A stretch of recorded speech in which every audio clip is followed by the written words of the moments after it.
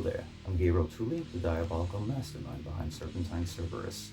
It's a one-man metal project that's rooted in doom in the sense that you got your slow to mid-paced tempos and you got your atmosphere, but I also like to throw in some old-school death metal, classical, and even bluesy elements. The name itself was inspired by the way the creature was described in the Inferno, that he's the great worm that guards the third circle of hell, and that was an image that always really stuck with me. And I just thought it was a catchy name.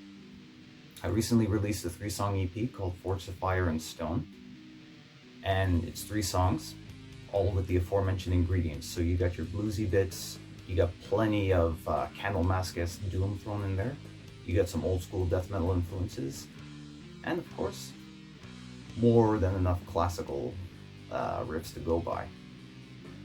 As far as the lyrics, I mean, it's kind of all over the place. Like Cosmic Architect, the first song, is basically my retelling of the book of Genesis, first chapter anyway. Forge the Fire and Stone tells the story of a king who, with the assistance of demons, enslaves a town to build him this gargantuan Barad-dûr-esque castle or fortress. And the last song, God of Vermin, is basically like Indiana Jones meets the Rats in the Walls. As far as the cover art, I basically took an old photo of a waterfall my family took when we went on vacation years and years and years ago. I just played around with the colors, distorted it a bit, added the band name, and poof, you get the album art. Honestly, in this day and age, with services such as DistroKid, TuneCore, and even Route Note, you really don't need a record label anymore.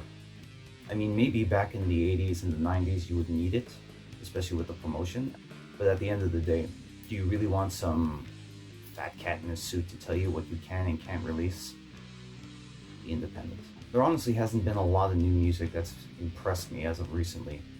I mean, I'll still go on Metal Blade's YouTube page or any other record label to see what's new, but there hasn't been a lot as of recently that has really grabbed my attention. I mean, there's some cool stuff here and there, but nothing that really resonates, if you will.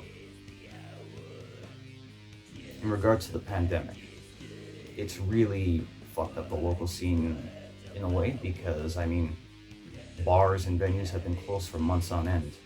The fact that, at least here in Montreal, that some of them are still alive and kicking is amazing, even to me.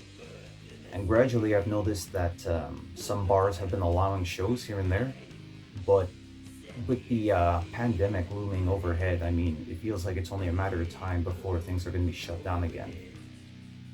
Concerning the local scene here, I mean, Montreal has a very diverse local scene. If we're talking metal, I mean, you got plenty of black metal. You of course have loads of thrash and death metal, especially technical death metal. You get more than your fair share of progressive metal bands.